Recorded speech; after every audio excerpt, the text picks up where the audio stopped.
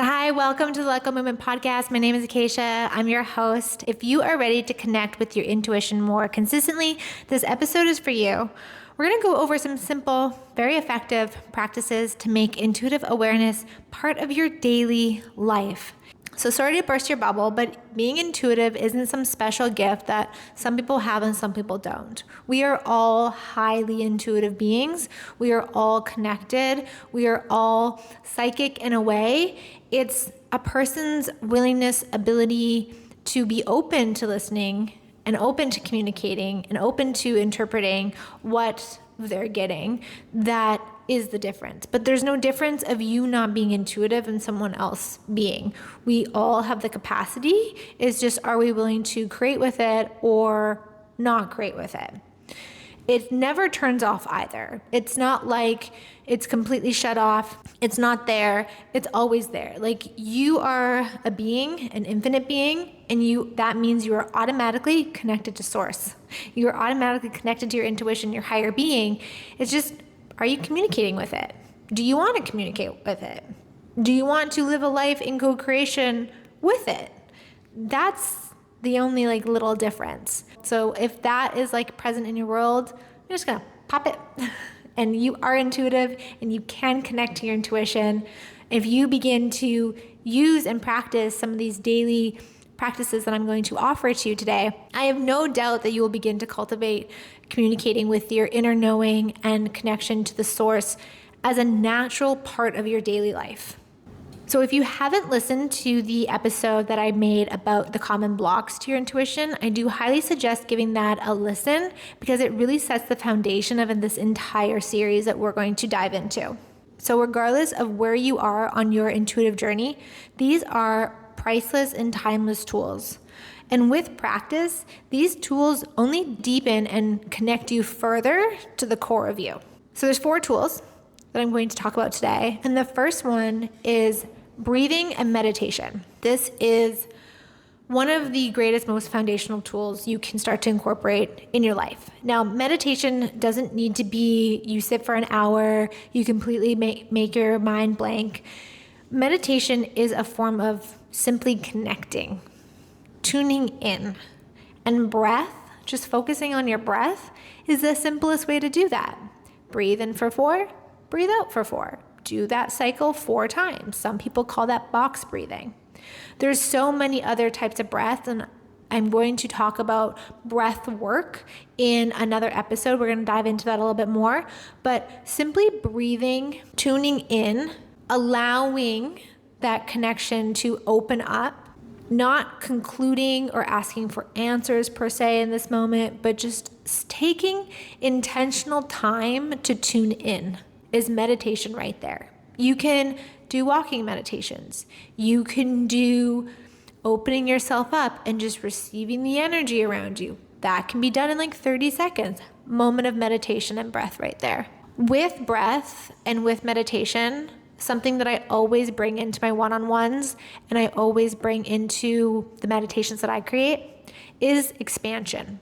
One thing we've been taught, a societal condition, if you will, is to contract. Make everything come in, to fit it inside you. But as an infinite being, you are so expansive. And so one tool I really like to incorporate in my breath, in my meditation, is to expand, is to create more openness, more space, open up the pores of my being, open up how much space I'm taking up literally in the world, and you'll quickly realize the space is endless. But when we expand out, we create more space for awareness to come in. We create more space and opportunity and possibility for the intuition to start to communicate with us and for us to start to recognize when that communication is happening. Another tool I love to use is setting daily intentions. This is more of a intention to go about the day, or an energy that you like to experience, or information that you may require.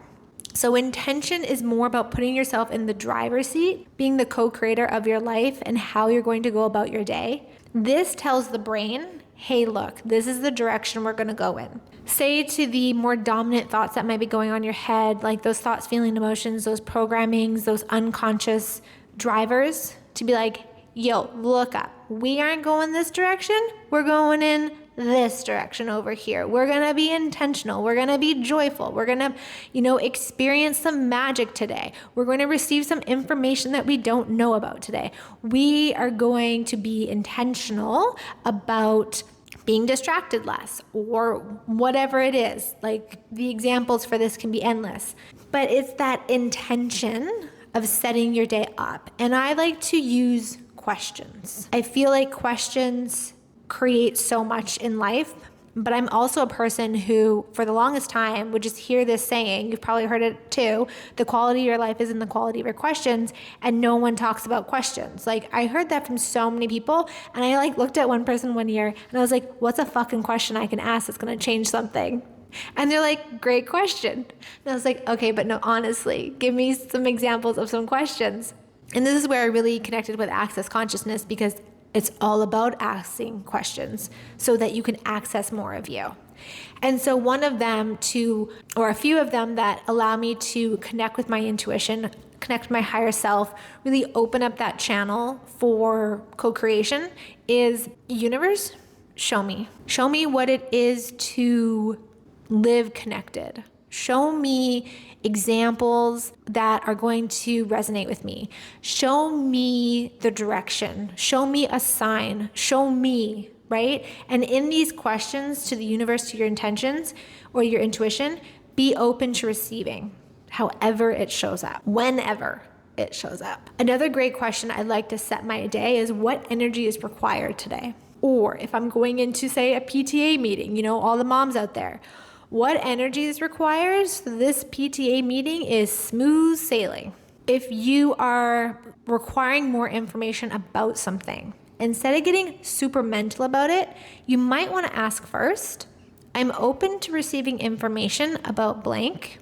Guide me in the right direction. This tells the universe, hey, she's looking for some more things. Hey, she's open for me to talk to her. Intuition, let's get working, right? Bring her the person, have the phone conversation, see something pop up on her computer, right? This is all how the intuition works with us. Send her that gut feeling, drop that thing into her head, drop the question, get her to notice the energy shift. When you're saying to yourself, hey, I'm open to XYZ and my intention is X, we begin to communicate, because not always is the intuition this logical, linear thing. Oftentimes it's a super illogical and 100% not linear, right? It's going to move you in the path of least resistance so that you can get to what you want. It's not about going upstream. It's about following those intuitive nudges, that drop of information that, oh yeah, that seems really great. I'm going to go there. Or that's a yes for me today, right? And in developing these questions with oneself, we start to recognize these more, and we start to follow them and trust them more. So this is a practice. It's not a one and done scenario. One I love, and I'm going to throw it out there for all my magical beings, is, what magic can I create today? This is such a fun one. When you just want to be surprised, you just want to open yourself up to the magic of the world. What magic can I be today? What magic can I create today? What magic can I receive today? And it's so much fun how you start to open up your awareness to all the great things that are happening in life and world. And you can just be in awe of a fruit growing on a tree if you see it from a different perspective. And I just want to drop that note in there. The setting of intention sets you up for different perspectives. It sets you up for success in you co-creating and communicating and trusting and being grounded and starting to develop that intuitive guidance. Setting those intentions, being open to receiving, and shifting those perceptions is a huge step that I just want to celebrate. If you do that on the regular, if you're playing with that, if you've gone off and off the wagon before, it's all good. It's all good. It's a daily practice.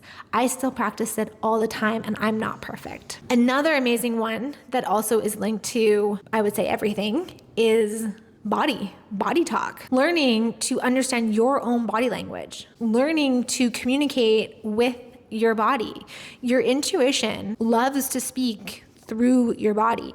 When other bodies are around each other, they're all talking non-verbally, but let me tell you, they're talking. Body language is a thing. And understanding what our body's yes and no's are also helps us tap into our intuition. It's something that's called muscle testing that directly links you to your subconscious. And through yes and no questions, you can get a lot of answers. You can get a lot of awareness. You can get a lot of insight. Something that I do a lot with my clients is we tap into the subconscious through muscle testing. And it's something that I've had to develop, especially working as a dancer and as a body worker, understanding that bodies are always talking to each other, and my body is no different than that. And my body is communicating with me what's going on with my clients. My body's communicating with me when I am out walking about, or it's communicating with what I'm picking up on. You know, there's a conversation that a lot of people in the spiritual world will talk about is how, you know, everything we perceive, our thoughts, feelings, emotions, they're being picked up on at some point by something else. Like, they're not ours.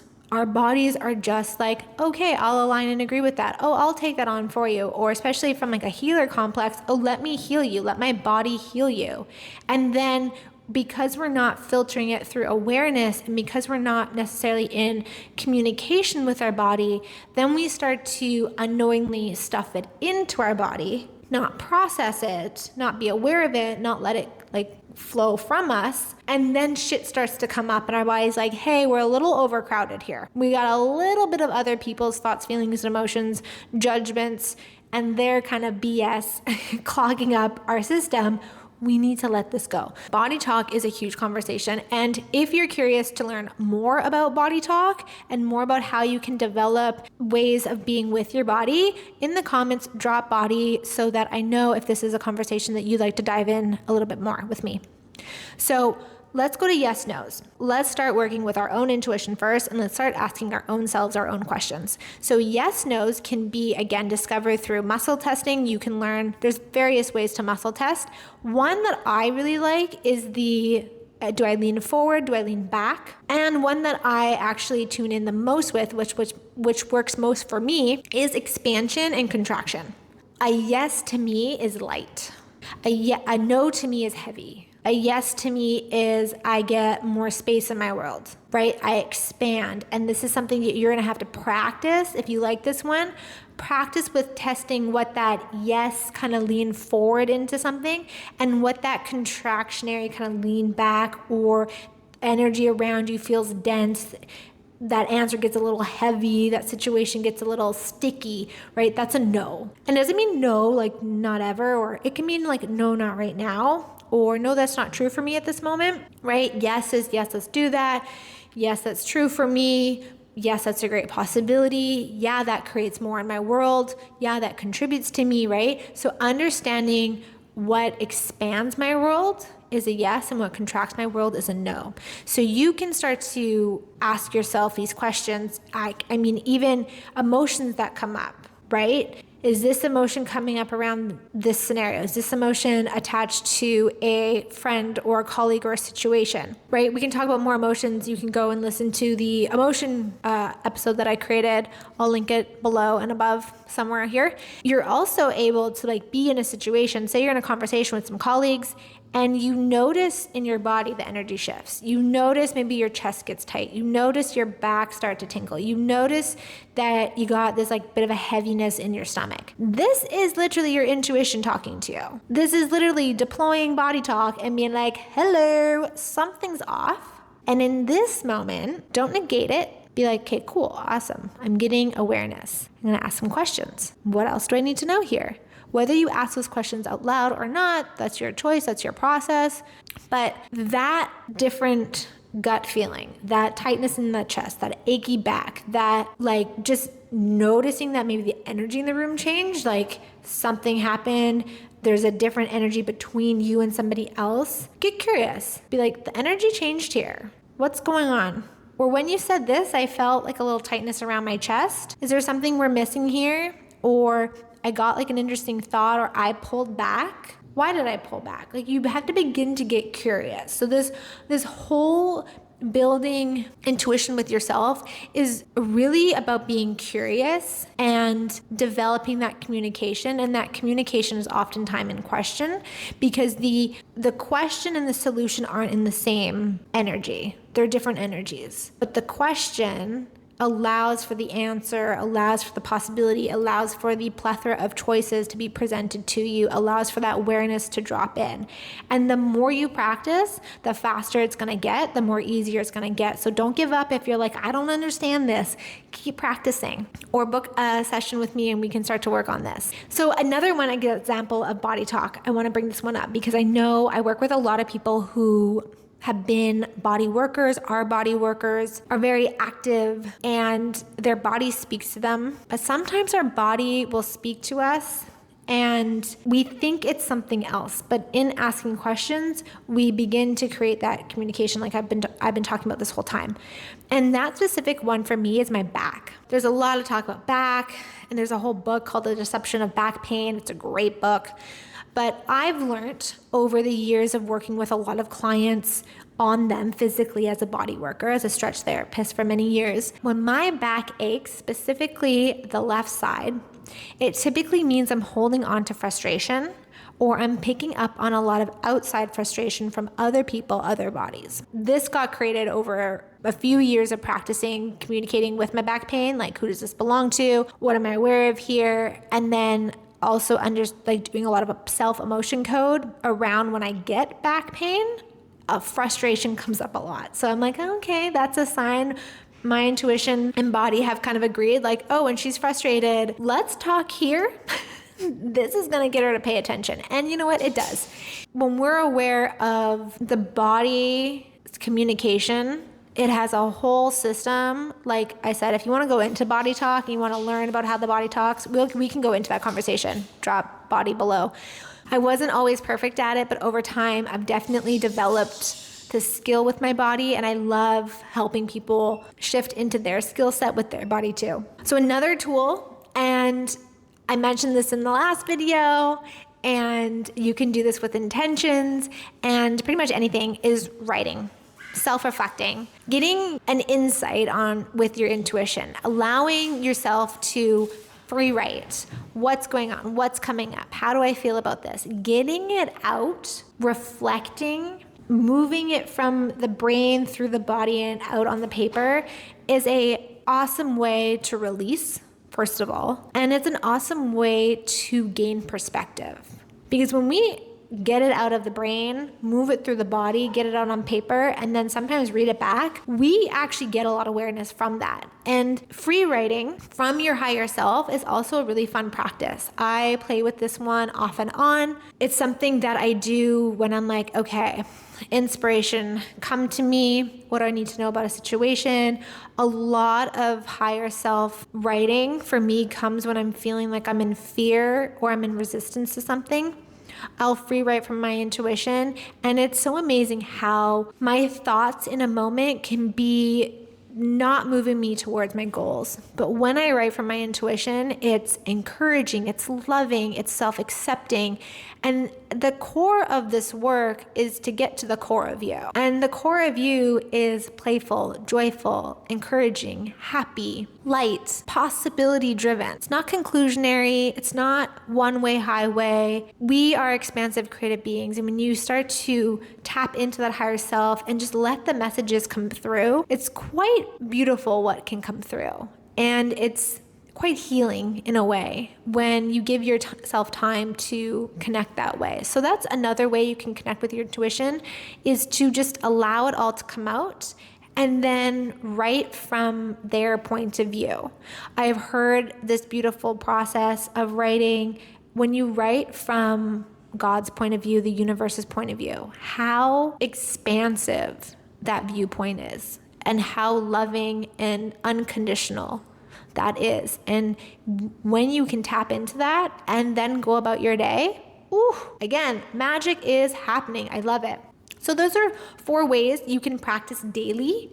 I like to write. If you're like, give me an example of this. I like to read a little bit of something encouraging in the morning if I have a book, and I write. almost every morning. I sometimes take a couple weeks off here and there just to kind of like change things up. But I'm a big writer in a sense of like, I'll write my goals out. I'll write my forgiveness statements out, like what I need to forgive, all the things I've taken on throughout my lifetime and where I've learned things. I'll write them out and then I'll forgive them. I write moments of predicting my future. I write moments of what I'd like to experience in life. I write just fun, beautiful notes to myself from my intuition. I'll let myself get all the fears and doubts out, and then I'll switch to be like, the what if this works out better than I can imagine scenario, and I write that out. I'm a big writer. I love writing from my higher self. I like practicing that form of communication. I'm always talking to my body throughout the day. I'm setting my intentions in the morning before I go into a grocery store. What energy do I require to be? If I'm in a conversation with somebody, what energy do I require to be? Like, setting these intentions throughout the day, setting yourself up for success, allowing intuition, the universe source, to move through you and move you in the direction that you would like to go into, and bring in all the other magical beings in the process to co-create with. I created a little gift for you in this episode. So I created 10 questions. These are some of my favorite questions to write on or ponder about. And these questions are designed to tap you into your subconscious and allow you to be led by your higher self from a space of awareness and consciousness and co-creation. So you can go grab those 10 questions off my website, akeishadebat.com/resources. I'll drop that link below in the description. And just remember, consistency is key to keeping that intuition sharp and accessible. But remember, it never turns off. We just got to open ourselves up to listening a little bit more and playing with it. It wants to be involved in your life. It is involved in your life. It is the fabric of who you are. So go ahead and, create life with it. If you're excited about starting to incorporate one or more of these practices into your life, or you actually do practice one of these, let me know which one so I can celebrate that with you. And support is so important. So I'm always texting my coach with my wins and my awareness and any funky blocks that I'm getting that I can't quite clear on my own. Support is so important to help you shift your perspective, clear additional layers, and move you forward. This is where I love supporting people, to really support that process that you have all the tools and now you get to use them and create with them and allow for more clarity and guidance to come into your life. It's the work that we don't see that ends up creating a totally different experience of the world that we get to interact with. So if you're asking for support in this area, to be there for you in this next chapter of your life, let's connect, let's get on a call and see if we are a fit. These daily practices are here to build and strengthen your intuition and awareness and communication with that higher self and consciousness. In the next episode, we are going to explore how to recognize when you're out of alignment and what you can do to get back on track and connect back to that communication with your intuition. See you in the next episode. Bye.